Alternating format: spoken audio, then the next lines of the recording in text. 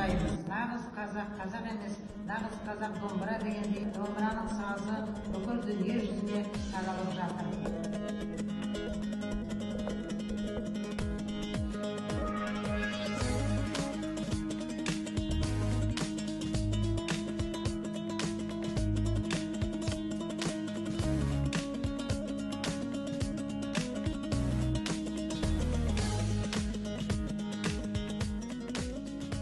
Саған домбыраны тағамыз. Осы үйде жаңғырдегі шаңырақтар өте тұрсын, осы домбыраны тастамай, серігін қып өзіңе бірге алып тұрмын. Әр уақытта осы домбыраның күмбірлеген күйімен сазды әуені мәңгілік бізді тербете берсін.